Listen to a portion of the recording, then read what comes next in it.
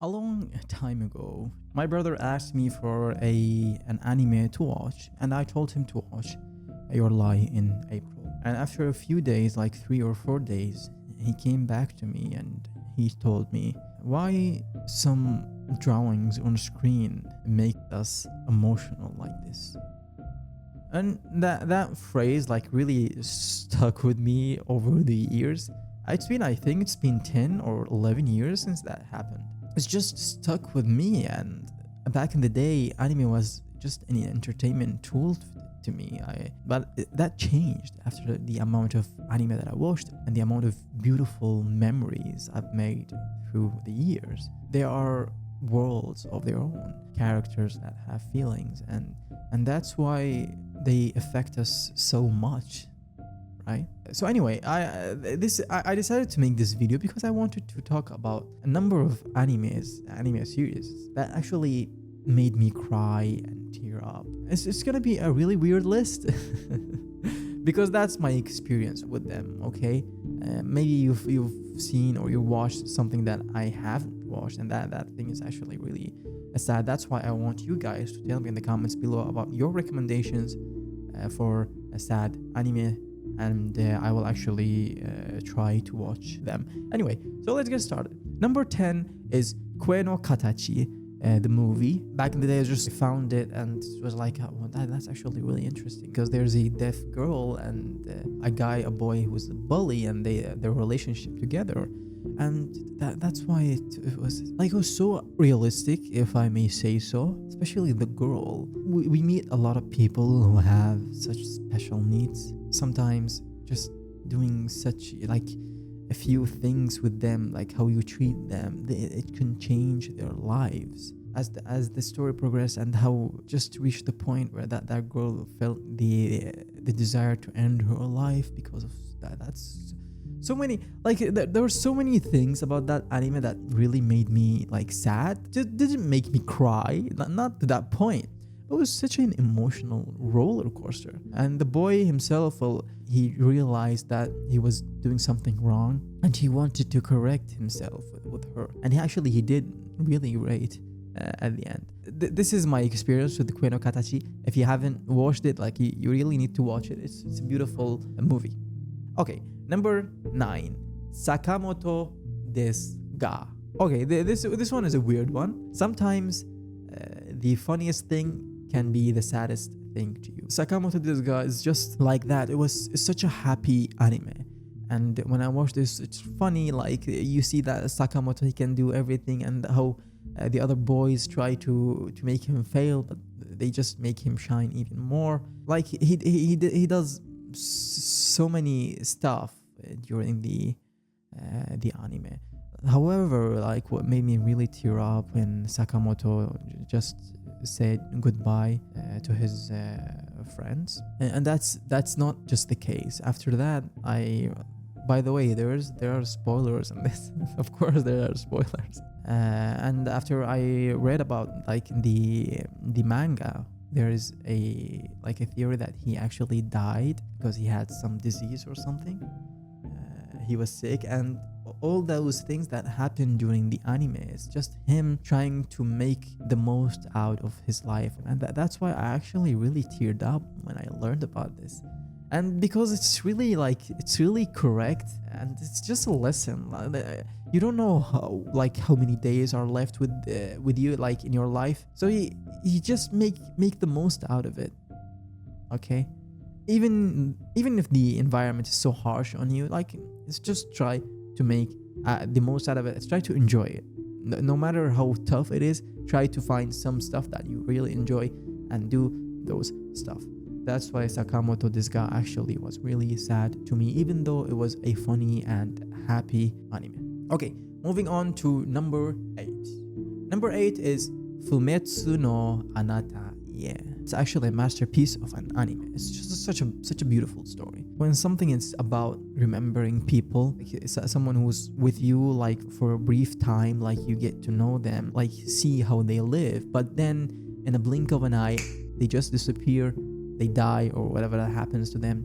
It is a sad feeling. Fumetsu no Anata just revolves around this fushi during his journey he meets people, but those people just like he stays with them like for some time and then they die. And it's not like they just die, he becomes them. How the flashbacks just appear of them living, I don't know, every time it happened it's just so sad to me. And the one of the the saddest character that I've, two characters actually, it was the little girl March and the guy Goo. Like those are the most like emotional characters. Just remembering them just makes me tear up now. Their lives were so sad. I don't know. I don't know. I just can't explain the sad feeling of this anime.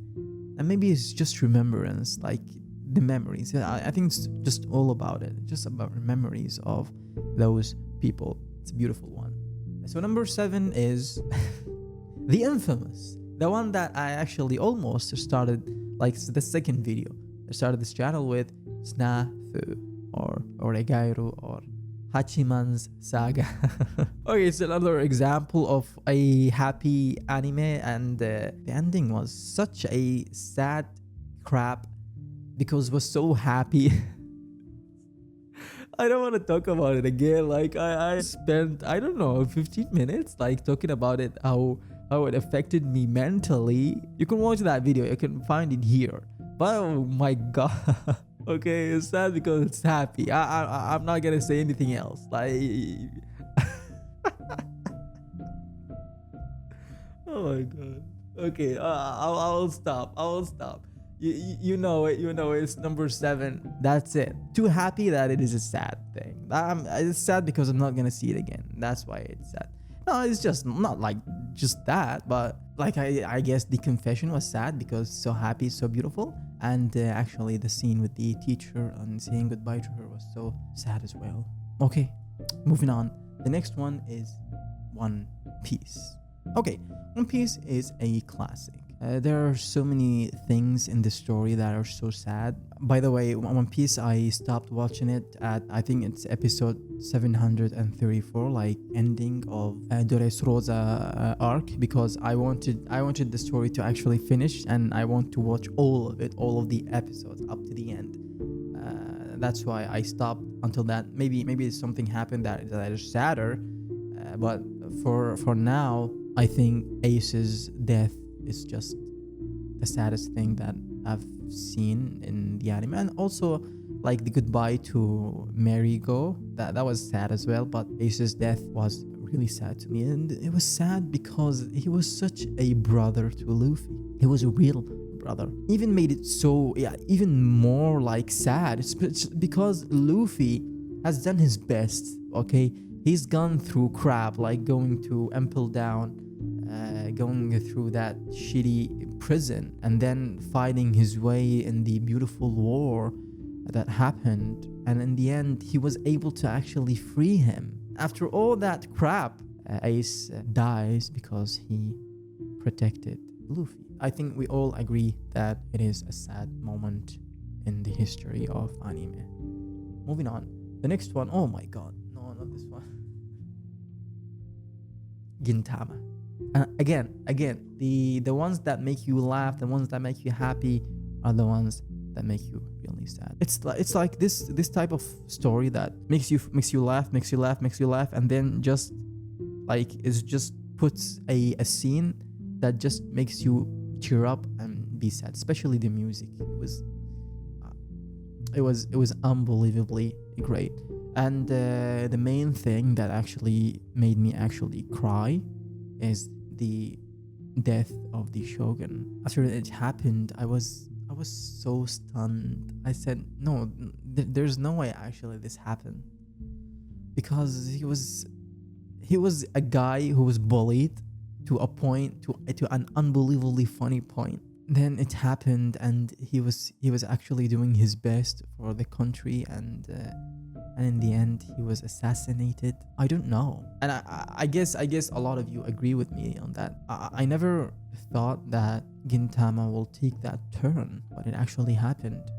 And even now when I remember it, I just tear up because he was such a beautiful character. Okay, I always thought he would stay this, like he's this bullied character all over the entire anime, but then it took a turn. It actually took a turn, and that turn was sad as F. Okay. The next is Kimi no Suizou or Tabetai, another movie that I watched. Like so people with the incurable terminal diseases, how they deal with their lives, and that's the focus of it. When I got into it, that's what I was expecting this, but that's why it was an emotional thing, because it's actually different, because that sick, ill character, the girl, did not die because of her illness, but because of an accident with a guy robbery or something, that he had a knife and he killed her on the street. It's so weird, like how life can just end like this, even if there is an ending to your life. Like, you know, after 1 year you're gonna die no matter what because you are sick, but even that is not a guarantee that your life will actually last that long. You're gonna die because of such unknown conditions, reasons, situations, whatever. And it's about how you make the most out of your time. Maybe it's similar to Sakamoto Desu in that sense. I was really broken when I saw like the scene where she actually was dead because she was stabbed. It actually broke me. Next is Hana. We're getting into the thick of it, okay? These are the last three. And the Hana, like, because of that anime, like every time August comes, I remember it. Literally. That scene, the goodbye scene, oh my god. Oh my unbelievably beautiful god. It was so well made. It was so sad to a point that I just kept crying like the entirety of it. And even after that. It's something I never expected, like, to be honest. I watched that anime and it was like fine. It's fine. Like, there's a ghost of a girl that the main character used to like, and about her wish so she can ascend to her other life. As the episodes kept going and then reached the ending, that sad goodbye, I was broken. I actually told my brother to watch it as well after a while, and he told me like he told me he couldn't finish it because he knew it's gonna be so sad. He actually stopped watching it. I don't know if he was lying to me. I don't know, but actually he said that. It was so sad. And the ending song, I still listen to it, and I when I listen to it, I remember the characters and their hopes, the promises. Nothing is left, only goodbyes. Number 2, the infamous, the great Your Lie in April. Now you're gonna question why I did not put it in the first place, because the first place is a special one to me. So Your Lie in April, I think the most sad about it. The two things actually were so sad about it. The first one is the hope part. I actually kept thinking near the end that she's gonna be cured, because that's how the vibe was going to, like, I just had that hope. Something's gonna happen and she's gonna survive that illness of her. It actually was not the case. And then like when he was doing his performance and then he said goodbye, God, that was so sad. And then the next part that actually broke me as well is when she actually confessed her feelings in the letter, and that she actually liked him but she did not say it. I don't think I'll ever see an anime like this. It was built and made to be sad and hopeful at the same time. Like, it gave you hope, but then it broke you into pieces. So sometimes I listen to a mix of anime music, and one of them had a wallpaper of those two in their wedding dresses. I was really sad about it. I said it could have been a future. It could have been a happy ending, but it was not. Anyway, that was number 2. And number 1, it is Naruto. Okay, Naruto, Jiraiya's death.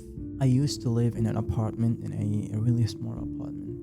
Really small, and the life there was so tough. It was unbelievably tough. In 2013, I had this Lenovo laptop. It was not really that strong, but it was not that bad as well. My brother told me that I can use it to enjoy my time. He was studying for college, He did not need it that much. Like sometimes he took it from me, but I used to take it and watch anime and play games on it. And during that time, that period is actually the period that I started watching anime, and Naruto was one of the first anime series. I don't know what's the some term for anime. Sometimes I say animes, but anyway. Even during those tough times of my life there, I would just take that laptop, put it, and I stay all the night just watching Naruto. Like everyone was asleep, dark. I put my laptop and watch. During one of the nights, I reached that episode of Jiraiya's death, and the tears were just pouring out of my eyes. And it's not just that. It broke me even more when Naruto learned about this, and he sat at night crying and holding those popsicles. I don't know. For me, that's just the saddest scene, the saddest story of a death of a character in the whole anime industry, anime world that I've seen. Okay, that I have seen, because Jiraiya was such a good character. It was well written, and the relationship between him and Naruto was really great. It's like a father and a son relationship. So sad, but this is actually number 1, and that is the end. Again, I said it before, this channel is for me to record myself talking about the things that I like, because at some point in my life, when I'm too old, I will come back to them and I will watch them, and I will be grateful to those moments, to those beautiful moments of my life when I used to do the things that I enjoyed, and I'm doing it right now. Anyway, thank you so much for watching, and let me know in the comments below your thoughts about the saddest anime moments, stuff that you have watched, and tell me about your recommendations for stuff that I haven't watched. Of course, I've watched 500 plus anime, so if you write in the comments, maybe I actually have watched it. So write, let's talk about it, and I will see you in another video. Bye bye.